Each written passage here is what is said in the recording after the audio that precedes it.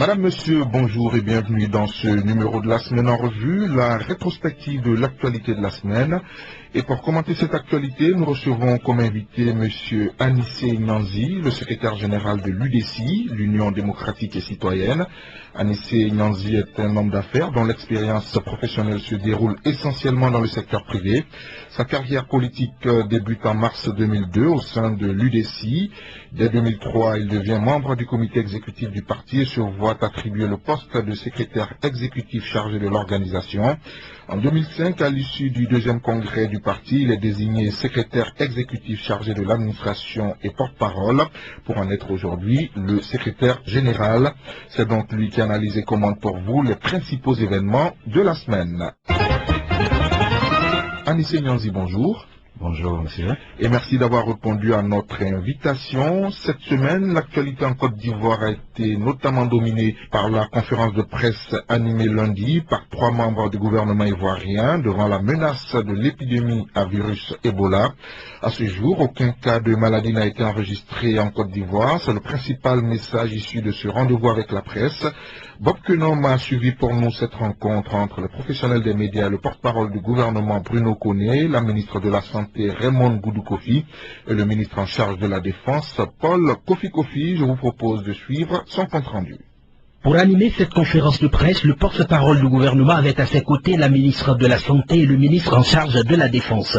Bruno Koné a d'abord rappelé les différentes mesures préventives prises par le gouvernement ivoirien, mesures dont il a souligné l'efficacité. Le gouvernement ivoirien, dès le départ, a pris de bonnes mesures et surtout a fait en sorte que ces mesures-là soient bien appliquées partout sur le territoire national. À ce jour, aucun cas de maladie à virus Ebola n'a été enregistré en Côte d'Ivoire, a renchéri la ministre de la Santé Raymond Goudou Kofi. Au moment précis où je vous parle, nous n'avons pas de cas d'Ebola déclarés puisque les signes pour détecter le virus Ebola chez une personne passent par une température très élevée. Cela passe, selon les cas, par une hémorragie, la diarrhée, les vomissements. Mais comment est-ce qu'on confirme? Après un prélèvement de sang, le professeur Mireille Dosso l'a dit la dernière fois, elle a eu 40 cas suspects et que ces 40 cas suspects ont été tous négatifs.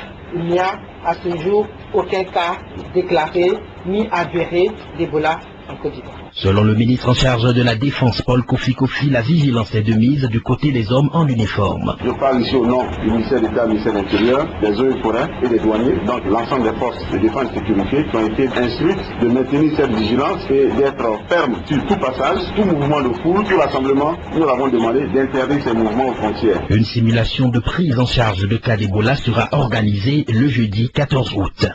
Le gouvernement ivoirien, face à la menace d'Ebola, a donc renforcé son dispositif. Il est donc interdit à toutes les compagnies aériennes de transporter des passagers en provenance des pays touchés par la maladie et à destination de la Côte d'Ivoire. Les différentes mesures prises par le gouvernement ont été présentées à cette conférence de presse. Écoutons son porte-parole, le ministre Bruno Koné, dans des propos recueillis par Bob Kenom.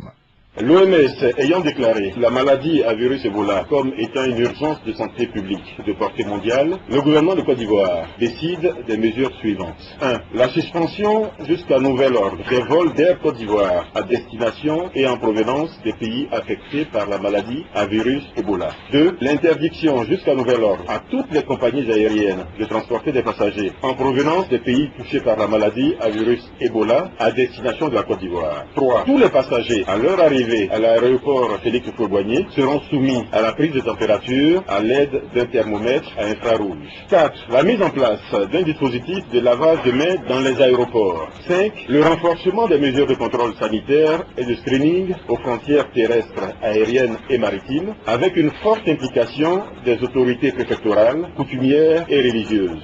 6. Le renforcement de la protection sanitaire des agents de santé dans l'exercice de leurs fonctions aux postes avancés comme dans les établissements sanitaires. 7. La mise en place d'un dispositif de prise en charge des malades éventuels. 8.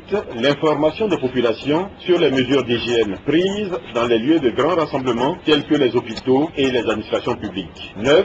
Les dispositions et mesures préventives prises jusqu'à ce jour reste en vigueur. Le gouvernement recommande aux populations de se laver régulièrement et soigneusement les mains à l'eau et au savon, d'éviter, dans la mesure du possible, nous insistons sur ce fait, d'éviter de serrer les mains et de faire des accolades. Pour rappel, la maladie se propage surtout à partir des fluides corporels, c'est-à-dire la sueur, le sang, la salive, etc. Toutes ces mesures, en particulier celles relatives au transport aérien et au contrôle des personnes, prennent effet à partir du lundi 11 août 2014 à 0h01. Autrement dit, ces mesures sont actuellement en vigueur. Anissé Nyanzi, il est peut-être encore trop tôt pour le dire, mais est-ce qu'à ce stade de la situation en ce qui concerne l'épidémie à virus Ebola, on peut dire que le gouvernement ivoirien a été réactif, prompt, dans la riposte surtout, et dans son dispositif pour jusque-là préserver la Côte d'Ivoire? Justement, c'est ce que j'allais dire, le gouvernement a été très prompt et réactif. Les mesures mises en place ont permis jusqu'ici à notre pays d'être épargné par cette épidémie d'Ebola. Je pense qu'il faut renforcer les mesures qui ont été prises, s'assurer qu'elles sont respectées et que les populations justement ne versent pas dans la psychose. C'est vrai qu'il n'y a pas encore de remède à cette maladie, mais le gouvernement fait ce qu'il peut. Je pense qu'il a pris les mesures qui s'imposent. La preuve, jusqu'à ce jour, notre pays n'a pas encore été touché. En tout cas, pour ce qui est de l'annonce officielle, nous n'avons pas encore de cas dans notre pays. Nous pensons que le gouvernement fait ce qu'il faut et qu'il doit persévérer pour que nous ne connaissions pas de cas à l'intérieur de la Côte d'Ivoire. Alors, les nouvelles mesures du gouvernement, notamment celle de ne plus se serrer les mains ou de ne plus se faire d'accolade, a fait couler beaucoup d'encre et de salive. Certains allant même jusqu'à insinuer la présence du virus en Côte d'Ivoire. Quel commentaire faites-vous de ces nouvelles mesures? Non, on dit toujours mieux vaut prévenir que guérir. Le fait de dire qu'il ne faut pas se serrer les mains, il faut faire des accolades, ne signifie pas forcément que le virus est déjà à l'intérieur. C'est des mesures préventives. Le gouvernement prend des mesures et il appartient aux populations de s'en tenir à ces mesures. C'est vrai, d'aucuns disent, quand on est dans un bus et qu'on dit aux gens d'éviter les liquides corporels, imaginons ceux qui sont dans les bus, mais c'est vrai, c'est des réalités. Mais, au moins vous êtes informés. Si vous savez que le fait de serrer les mains de quelqu'un, de lui faire une accolade peut vous exposer à virus Ebola, autant vous abstenir. Si on ne le fait pas aussi, qu'il y a des cas, on dira que le gouvernement n'a rien fait. Donc le gouvernement fait ce qu'il doit faire, le gouvernement prend les mesures, donne les consignes. Il faut que chacun respecte ces consignes pour éviter que... Vous ne pensez pas que c'est quand même difficile de demander à des Africains qui aiment bien se serrer la main tous les matins de ne pas le faire? Est-ce que cette mesure peut être sérieusement mise en œuvre? On finira par s'adapter. On finira par s'adapter, c'est vrai que c'est difficile. Pour l'instant, nous-mêmes nous en rigolons quand on se croise, mais on finira par s'adapter. Si on ne le fait pas, qu'un cas est déclaré parce que ces consignes n'ont pas été respectées, je pense que ça va servir de leçon et tout le monde va s'y mettre. Ça va être difficile, mais je pense qu'à la longue, on finira par s'adapter. Alors, que pensez-vous de la décision des autorités sanitaires mondiales d'autoriser le recours à des traitements non homologués tels que le sérum américain ZMapp au Libéria? Bon, vraiment, ça c'est difficile. L'OMS effectivement annoncé qu'il va autoriser l'utilisation de ces remèdes. C'est difficile dans la mesure où ces médicaments dont l'efficacité n'a pas encore été véritablement trouvée et dont les stocks sont visiblement limités. Nous nous demandons bien pourquoi est-ce que l'OMS autorise l'utilisation de ces sérums. Mais à défaut de mieux, qu'est-ce qu'on fait? Pour l'instant, il a été prouvé que ces remèdes ont quand même pu soulager certaines personnes aux États-Unis. Bon, on peut toujours essayer en attendant de trouver mieux. Mais est-ce que tout le monde aura la chance de recevoir ces vaccins et pour tous les malades déclarés actuellement, est-ce qu'on pourra les soumettre à ces traitements pour qu'ils soient sauvés? Bon, ce sont nos prières. Nous encourageons donc l'OMS, pendant qu'il dit que ce remède doit être utilisé, qu'ils prennent les mesures pour qu'il soit disponible en dose suffisante, parce que les cas de contamination sont de plus en plus nombreux. Et donc, il faut faire en sorte que tous les malades aient la chance si c'est une chance de bénéficier de ce traitement-là. Que peut faire, par exemple, les pays africains touchés par la maladie, ou même ceux qui courent le risque d'être touchés par la maladie? Que peuvent-ils faire, par exemple, pour accélérer la production des sérums ou des vaccins expérimentaux? Tout est une question de moyens. Je pense que l'OMS a lancé un appel à tous les donateurs qui sont en train de se mobiliser. Je pense que c'est une affaire de moyens. Si on met les moyens à disposition des chercheurs et tous ceux qui ont déjà découvert quelques vaccins, je pense que si les moyens sont disponibles, le traitement pourra se faire dans des délais assez raisonnables. Il faut vraiment mobiliser tous les moyens, mobiliser tous les chercheurs qui pensent qu'ils peuvent aider l'Afrique dans ce sens. Il faut vraiment sonner la mobilisation. Alors, au plan économique, les dernières mesures prises par le gouvernement, notamment celles concernant le transport aérien, a aussi des conséquences. Récemment, dans un journal de la place, le général Abdoulaye Coulibaly, le président du conseil d'administration d'Air Côte d'Ivoire, annonçait une perte mensuelle de 400 millions de francs CFA. On se rend compte qu'Ebola frappe aussi à ce niveau. Est-ce qu'il faut avoir peur pour notre économie à court, voire moyen terme? Visiblement, cette mesure va frapper durement l'économie. Mais que vaut une performance économique devant une vie humaine? Voilà, le gouvernement a pour objet de préserver toutes les vies des populations. Toutes les mesures que nous pouvons prendre dans le sens de la sauvegarde des vies doivent être prises. Vraiment, nous pensons qu'il ne faut pas léser sur les mesures, il faut véritablement prendre toutes les mesures qui s'imposent pour éviter vraiment une véritable psychose quand un seul cas sera déclaré en Côte d'Ivoire. Bien, l'actualité cette semaine, c'est aussi la cérémonie de prestation de serment des 17 membres de la commission centrale de la nouvelle CEI, la commission électorale indépendante, nommée récemment par décret présidentiel.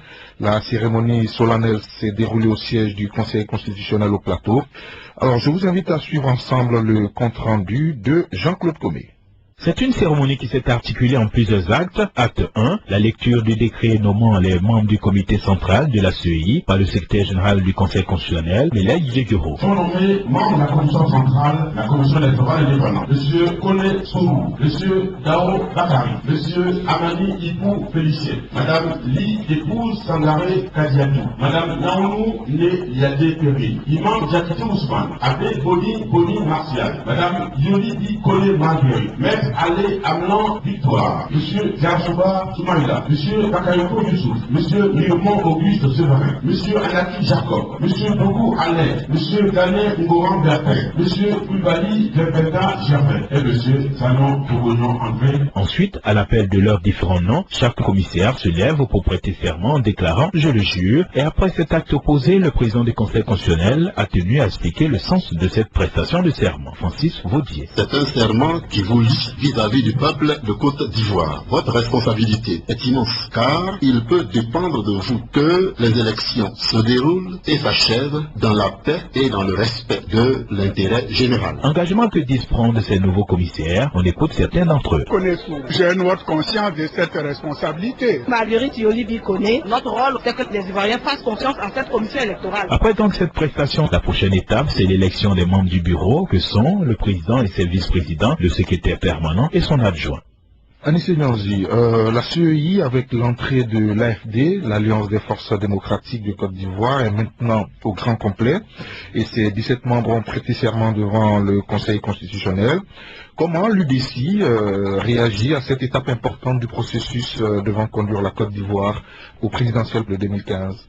Cette prestation de serment marque la fin d'une longue bataille qui consiste à voir la participation de l'opposition à la CEI. Elle marque aussi le début d'une nouvelle ère, celle qui consiste à préparer les prochaines échéances électorales. Concernant la première étape, à savoir la participation de l'opposition, nous avons connu plusieurs phases de négociations. Au départ, l'opposition avait jugé que cette commission était visiblement déséquilibrée. Sur 17 membres, il n'y a que 4 qui représentent l'opposition. C'est une commission que nous avons jugée visiblement déséquilibrée. Nous avons signifié au gouvernement qui n'a pas voulu faire marche arrière. Nous avons finalement proposé au gouvernement, à défaut de réformer la CEI puisque la loi a déjà été votée, au moment de sa mise en place, que le bureau central soit reparti de façon paritaire entre le pouvoir et l'opposition. Je pense que le gouvernement a fait un pas dans ce sens et c'est ce qui a permis l'entrée de l'AFD, qui a permis que cette commission soit complétée et que nous assistons aujourd'hui à la prestation de serment de tous ses membres. Il y a eu quand même quelques arrangements politiques entre le gouvernement et l'opposition. Alors, on se rend compte que l'opposition réclame la présidence de la commission électorale indépendante. À ce niveau, quel est l'avis de l'UDC? Est-ce que vous êtes favorable à cette idée? Nous sommes favorables à cette idée, dans la mesure où, comme je vous le disais, cette commission totalement déséquilibrée, revenant au niveau de sa présidence à l'opposition, pourrait rassurer justement l'opposition. Qu'est-ce qu'elle garantit? Bon, la présidence en tant que telle, revenant à l'opposition, ne garantit pas grand-chose, mais vous savez aussi que dans une commission comme la CEI, si vous n'êtes pas au poste de décision, vous perdez beaucoup. C'est logique. Par le passé, pendant que l'actuelle opposition était au pouvoir, on peut dire que la commission avait pour présidence l'opposition l'entend. C'est un juste retour des choses. Si le gouvernement pense que l'opposition peut être rassurée en lui confiant la présidence de la CEI, si vous dites que ça ne change pas grand-chose, je ne vois pas pourquoi le gouvernement en ce moment-là s'inquiète que l'opposition occupe la présidence de la CEI. Mais ça n'a pas été fait sur la base d'arrangements politiques. On sait comment le bureau se met en place. Il y a le vote pour les présidents, pour les vice-présidents, ainsi de suite. Donc pourquoi on ne respecte pas le mode de mise en place du bureau de la CEI et qu'on veut forcément y aller par des arrangements politiques, surtout qu'on sait que cette commission enregistre l'arrivée de membres issus de la société civile? Moi je vous envoie la balle. Est-ce que cette commission n'a pas été mise en place sur la base des critères? Mais serait-ce que pour l'opposition, sur quelle base l'opposition constituée d'une centaine de partis politiques, il y a 4 qui ont été choisis, sur quelle base? C'est sur la base d'arrangements politiques. Nous avons commencé sur la base d'arrangements politiques, on peut aller jusqu'au bout. D'autant plus que ce sont des politiques, en principe, prenant les grandes décisions au sein de cette commission. Si on a commencé par des arrangements politiques, on peut aller jusqu'au bout, ne serait-ce qu'au sommet de cette commission, par des arrangements politiques. Je n'ai pas trop demandé en ce moment au pouvoir que d'accorder la présidence de la commission à l'opposition. Est-ce que ces arrangements politiques ne sont pas le lit de conflits futurs ou à venir quand on sera très proche ou pendant le scrutin? Bon, nous faisons confiance à ceux qui sont au sein de cette commission. Vous nous avez dit que la société civile y avait son entrée avec les religieux et tout ça. Nous pensons que avec la présence de ces personnalités qui seront amenées la paix chaque fois que besoin sera. Donc nous pensons que cette commission, si les membres se mettent au-dessus de la chapelle politique, ils se disent qu'ils sont au sein de cette commission, en tout cas pour sauver les intérêts nationaux, je pense qu'ils pourront s'élever au-dessus de leurs intérêts partisans pour faire prévaloir l'intérêt national. Vous le pensez sincèrement quand les politiques désignent des membres pour les représenter au sein de la CEI, est-ce que vous pensez qu'en toute honnêteté, ils peuvent avoir un devoir d'ingratitude envers leur mandant? C'est ce qu'on leur demande, le devoir d'ingratitude. Ça ne s'est pas vu en tout cas, jusque-là. Il faut faire confiance à cette nouvelle commission. Je pense que l'histoire récente de notre pays est là pour les guider. À un moment donné, il faut faire prévaloir l'intérêt national. Je pense qu'ils travailleront dans ce sens. Alors, la question de l'indépendance de cette commission électorale continue de faire débat, malgré le fait qu'elle soit composée de membres issus également de la société civile. Quelle est votre opinion là-dessus? Je pense que nous ne sommes plus au stade de débattre de l'indépendance du nom de cette commission. C'est au moment du vote de la loi que cette question devait être évoquée. L'opposition a dénoncé, a même menacé de ne pas passer par cette commission. Pour cette raison, nous sommes allés jusqu'au bout. Elle a été installée, les membres ont prêté serment. Il faut désormais prendre acte et puis avancer. C'est ce que nous faisons à l'UDC. Vous notez par exemple que nous ne sommes pas représentés dans cette commission.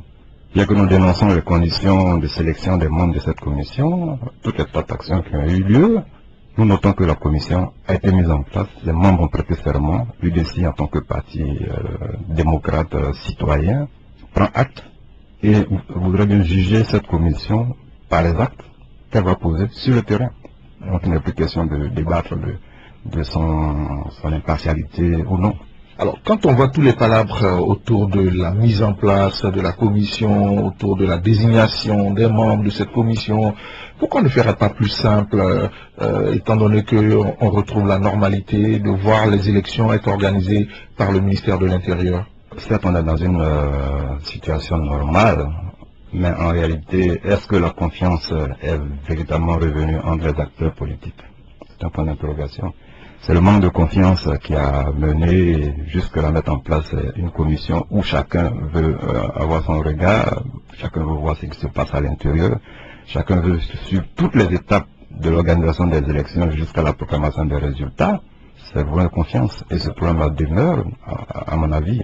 Donc on n'y peut rien. Tant que la confiance n'est pas totale, le gouvernement va organiser ces élections à travers le ministère de l'Intérieur, l'opposition continuera de crier au loup. Pour vous qui êtes un homme politique de l'opposition, qu'est-ce qui pourrait aujourd'hui vous faire avoir confiance? Qu'est-ce qui peut ramener la confiance entre les hommes politiques ivoiriens?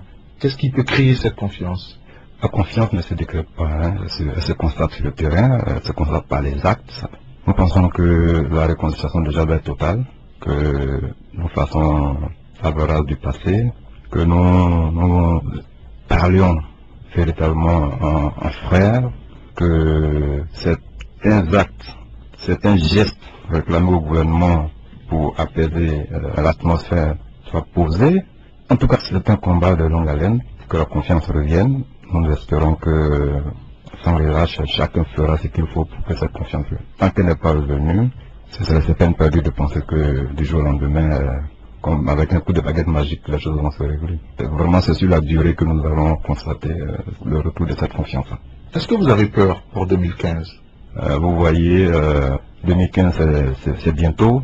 Des personnes en armes continuent de parader alors qu'on n'a pas le droit de porter des armes. Il y a des zones du pays qui sont aujourd'hui difficilement accessibles en toute quiétude. En tant qu'homme politique, si vous ne pouvez pas vous déplacer en toute sérénité pour aller faire campagne partout en Côte d'Ivoire, qu'est-ce que vous pouvez attendre comme résultat? Le désarmement nous a été annoncé depuis belle lurette. Il n'est pas encore effectif. Mais il a au moins commencé, c'est un processus. Il ne va pas se faire en 2-3 ans. Je vous le concède, c'est un processus justement. Et ce processus arrivera à son terme quand? En 2016, en 2017, les élections c'est pour 2015. Êtes-vous favorable à un report, comme certains aujourd'hui tentent de le penser, de l'avancer dans leur réflexion? Pourquoi reporter quand on peut prendre des mesures vigoureuses pour régler les problèmes qui se posent?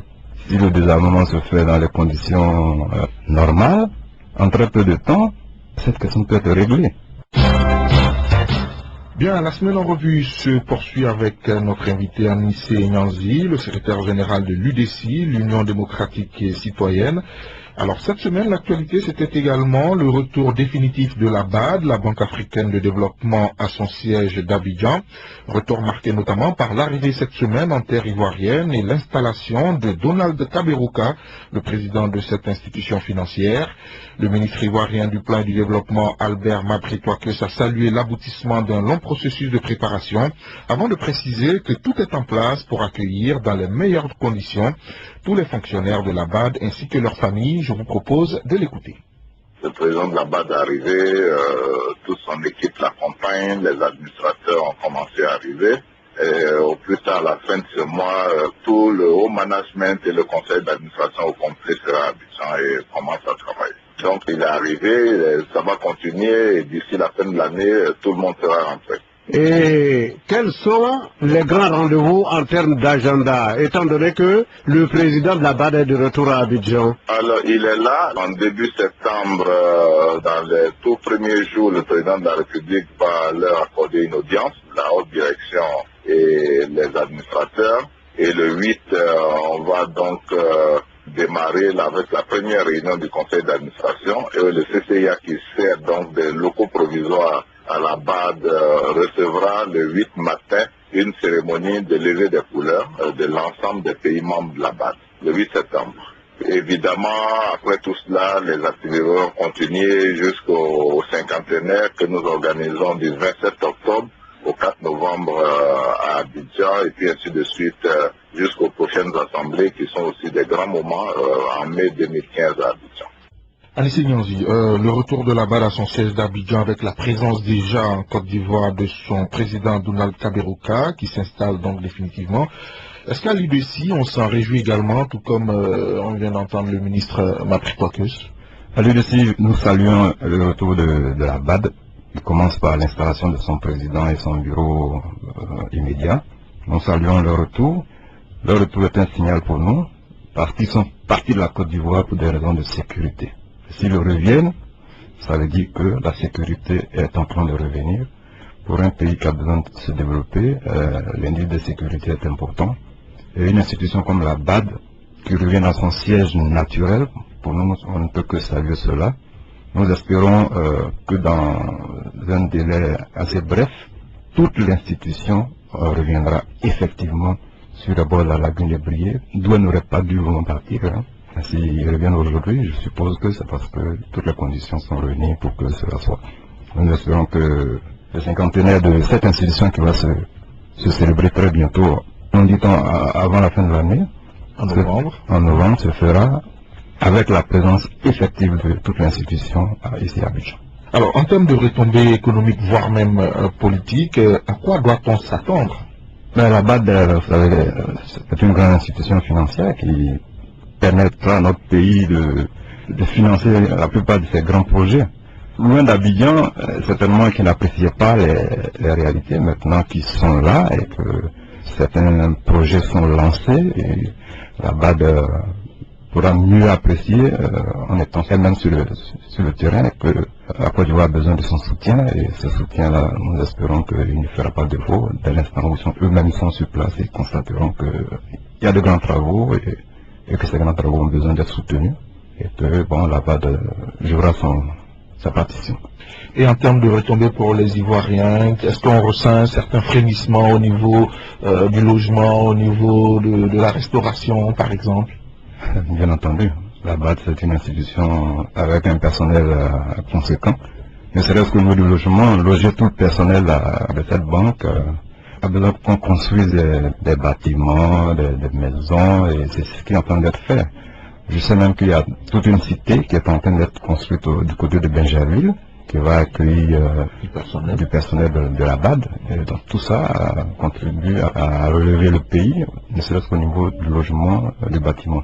Donc la présence de la BAD, rien que pour ces raisons-là, est salutaire. Vous pensez qu'on est prêt? Le ministre Mabry le disait, que la Côte d'Ivoire est prête à accueillir vraiment tous les fonctionnaires ainsi que leurs familles. La Côte d'Ivoire est prête à accueillir tout le monde. Principalement les agents de la BAD, des mesures ont été prises depuis bientôt 3 ans que le président Ouattara annonce leur retour. Je pense que depuis 3 ans, tout est en train d'être fait pour que ce retour se fasse dans des conditions idoines. Je pense que le pays est prêt pour accueillir la BAD. Et nous prions vivement que toute l'institution soit au grand complet avant la fin de l'année. Enfin, cette semaine, nous nous sommes intéressés à l'insécurité urbaine avec le phénomène des microbes à Abidjan. La police nationale a pris toutes les mesures du phénomène et de ses conséquences sur la quiétude des populations et elle se dit déterminée à trouver une solution. Elle a annoncé mercredi avoir arrêté 122 microbes dans la seule commune d'Abobo. Alors sur ce phénomène des microbes qui depuis plusieurs mois défraie la chronique, suivons l'éclairage du commissaire divisionnaire Kouyaté Youssouf, le commandant du CCDO, le centre de coordination des décisions opérationnelles. Il a été joint par ce roi d'Ams. Il faut dire que le phénomène des microbes est né à Abobo. Là, les guerres de gangs qu'on peut avoir dans les zones urbaines, ils sont composés en grande majorité d'enfants mineurs, 10 ans, 11 ans, 12 ans et plus, armés d'armes blanches. Ils prennent leur source dans les fumoirs. C'est les fumoirs qui ont puisé pendant la guerre, que nous avons un tant soit peu réussi à faire venir à un nombre acceptable. Mais comment ces enfants mineurs ont-ils été entraînés dans ces fumoirs? C'est le fait de société. Nous, on est en train de chercher comment c'est arrivé. Mais ce qu'il faut retenir, dès qu'ils vont pour prendre leur dose dans le fumoir, ils ont des machettes, des ciseaux, des haches. Ils vont agresser et c'est le fruit de leur agression qu'ils prennent pour payer leur dose. Donc vous voyez qu'il y a quelqu'un qui est au début, qui profite, n'est-ce pas, des fruits de cette délinquance. La police est en train de faire un grand travail, appuyé du CCDO, et c'est à la suite de l'enquête que nous avons pu observer que c'est un phénomène qui est parti de la guerre des cancres, prend son origine dans les fumoirs, se retrouve sur la voie publique, se transforme en violence urbaine, et les fruits des agressions retournent dans les fumoirs. C'est à la suite d'une enquête qu'on a pu savoir cela. 122 microbes arrêtés dans la seule commune d'Abobo. Est-ce que ce phénomène de délinquance urbaine vous inquiète sérieusement? Je suis plus qu'inquiet. Vraiment, ce que je viens d'entendre me donne froid dans le dos. Pour imaginer tout, mais que des enfants de cet âge se livrent à des meurtres. Vraiment, s'il faut prendre des mesures vigoureuses, je pense que c'est ce que le gouvernement est en train de faire. 122 d'entre eux ont été arrêtés. Je pense qu'il faut aller au-delà pour mettre fin à ce phénomène de microbes qui n'aurait jamais dû exister. C'est incroyable. C'est les conséquences de la crise que la Côte d'Ivoire connaît? C'est ce que je disais tantôt. Vous savez, aujourd'hui, les armes pilules en Côte d'Ivoire, il faut un véritable désarmement. Mais cela, c'est à l'arme blanche, il paraît. Oui, c'est ce qu'on en dit. Oui, mais on a entendu le commissaire divisionnaire Kouyaté Youssouf le dire, c'est des agressions qui se font à la machette, à la paire de ciseaux, au couteau. Et quand on observe l'âge de ces enfants, 10, 12, 14, 16 ans, est-ce qu'il faut interpeller les familles aussi dans ce combat que mène le gouvernement? Bien entendu, les familles doivent être interpellées. Vous savez, j'ai lu récemment dans un quotidien La Place, une dame qui s'est revendiquée comme étant la maman des microbes. Nous avons en ce temps réagi pour dire, mais quand des personnes viennent dire ouvertement que les microbes existent, nous savons qu'elles sont à tel endroit, qu'elles le font parce qu'elles n'ont pas de moyens de survie. C'est essentiellement qu'il fallait réagir. Ça fait de cela 2-3 mois. Aujourd'hui, tout le monde se rend compte que le phénomène a pris de l'ampleur parce que justement, il y avait une sorte de laisser aller, une sorte d'impunité. Aujourd'hui, le phénomène commence à déborder. Essentiellement que nous sommes en train de courir dans tous les sens. En tout cas, je dis que nous sommes vraiment scandalisés. Il faut que ce phénomène soit réglé dans les plus brefs délais parce que si on n'y prend garde, c'est tout le pays qui sera gangréné par ce nouveau phénomène. Alors, on a entendu aussi le commissaire nous dire que le phénomène des microbes prend sa racine surtout dans les fumoirs. Oui, régulièrement on nous annonce des démantèlements de fumoirs. Et quand on nous dit encore que ces gamins viennent des fumoirs, bon, allez-y comprendre quelque chose. Hein. Si on connaît la racine du mal, il faut l'attaquer comme il se doit. Bien, Anissé Nyanzi, nous allons poursuivre cette rétrospective avec des informations sans illustration sonore, mais que vous allez également commenter. Alors, il y a tout d'abord le Conseil constitutionnel qui a été partiellement renouvelé avec la nomination de 3 nouveaux membres pour une durée de 6 ans. Oui, nous avons suivi effectivement le décret signé par le président de la République qui annonce la nomination de 3 nouveaux membres. Nous nous en tenons au communiqué du gouvernement qui dit que les 3 personnalités qui ont été remplacées avaient le mandat qui était arrivé à terme, donc c'est dans l'ordre normal des choses. Nous voulons juste féliciter les nouveaux élus, dire merci à ceux qui ont travaillé jusque-là, et demander aux nouveaux élus de travailler aussi de ce conseil en se mettant au-dessus des querelles partisanes et de faire prévaloir l'intérêt national. Nous savons tous le rôle que le Conseil constitutionnel joue et jouera très bientôt. Et donc, nous faisons confiance à ces nouvelles personnes qui travailleront dans le sens de l'intérêt national. Quand l'Ivoirien entend le mot Conseil constitutionnel, ça ne lui rappelle pas que de beaux souvenirs. Est-ce que vous pensez que le mode de désignation des membres du Conseil constitutionnel doit rester tel qu'il est ou est-ce qu'il faut passer à un autre mode qui puisse garantir son indépendance, sa crédibilité? Ce n'est pas tellement l'institution qui pose problème, mais ce sont les hommes qui l'animent, qui doivent lui donner le caractère indépendant qu'on en attend. Donc, vous avez beau mettre toutes les meilleures institutions en place, les modes de désignation les plus aboutis, au final, si les hommes qui sont à l'intérieur ne prennent pas l'ampleur de la mission qui est la leur, ça ne changera pas grand-chose. Donc, nous demandons aux personnalités qui sont au sein de ces institutions de se lever au-dessus des intérêts partisans et de remplir leur mission en toute objectivité. Alors, il y a aussi la rencontre entre le président du FPI, Pascal Affinguessan, et celui du PDCI, Henri Konan Bédia Daoukro. Certains journaux ont tenté de livrer les secrets de cette rencontre, mais à l'entendre les comptes rendus, la rencontre a plutôt tourné autour de la commission électorale indépendante. Est-ce que ce type de rencontre est de nature à justement instaurer la confiance dont vous parlez au cours de cette émission? Bon, toute démarche qui peut aider à restaurer la confiance entre les Ivoiriens doit être encouragée. Nous savons tous le rôle que joue le président Bédié auprès du chef de l'État en tant que grand conseiller. Si le FPI et l'Alliance ont jugé opportun de rencontrer ce sage pour qu'il intervienne, je pense que cela est à saluer. Nous n'étions pas dans le secret des négociations. Si vous dites que c'est autour de la commission que les débats ont porté, nous pensons que c'est dans le sens de donner la présidence de cette institution à l'opposition. Mais nous n'attendons pas grand-chose. Hein. Quand nous avons écouté le président Bédié au sortir de cette audience, il a dit, c'est vrai qu'il est le masque, mais derrière lui il y a le grand masque. Et donc nous espérons que le grand masque entendra les conseils du sage Bédié et que si la démarche de l'opposition doit permettre de ramener la sérénité au niveau de la situation sociopolitique, que le grand masque entende les conseils de son aîné. D'accord.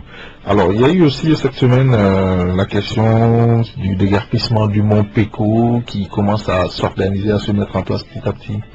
En tout cas, nous saluons ce déguerpissement s'il a effectivement lieu parce que cela fait un bon moment qu'on en parle. En dehors de l'arrestation et de la mise en lieu sur Amadou Rémy, nous avions l'impression que ce problème du mont Péco n'était plus une priorité. Nous le disons surtout en connaissance de cause parce que nous sommes de la région du Guémont.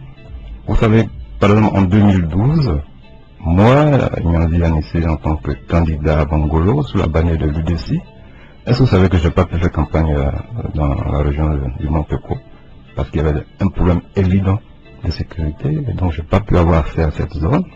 Donc c'est des choses que nous ne pouvons plus accepter. Le député Oulata Gaoudi même fois attirer l'attention du gouvernement sur ce problème. Si effectivement le dégagement se fait maintenant, espérons qu'il va aller jusqu'à son terme parce que nous en souffrons terriblement dans la région du Guémont. Enfin, il y a le retrait de Didier Drogba de la sélection ivoirienne. Il a annoncé récemment. Commentaire? Non, je n'ai pas grand commentaire à faire. Didier Drogba a certainement réfléchi. S'il pense que c'est la meilleure solution pour les éléphants, pour ramener une certaine quiétude, d'une certaine sérénité au sein du groupe, parce que par moment, c'est vrai qu'on a entendu des choses, est-ce que c'est la réalité, est-ce que c'est pas la réalité? Bon, si Didier a pensé que son retrait va apporter une certaine sérénité au sein du groupe, pour que nous remportions enfin des lauriers, nous ne pouvons qu'accepter son sacrifice et lui dire bon vent, le remercier pour ce qu'il a fait déjà et souhaiter que sa carrière s'achève avec encore d'autres trophées, même si ce n'est pas avec les éléphants. Il a rendu service à la nation. Par moment, sa présence a servi de catalyseur au niveau de la cohésion sociale, mais c'est que pour ça, pour lui rendre l'hommage qui lui revient et accepter sa décision. Bien, Anissé Nyanzi, merci de nous avoir accompagnés pour ce numéro de la semaine en revue. J'ai bénéficié de la collaboration technique de Landry Camara Minaïfin. Bon week-end à tous et la semaine prochaine, vous retrouverez Bob Kenom pour un nouveau numéro de ce magazine.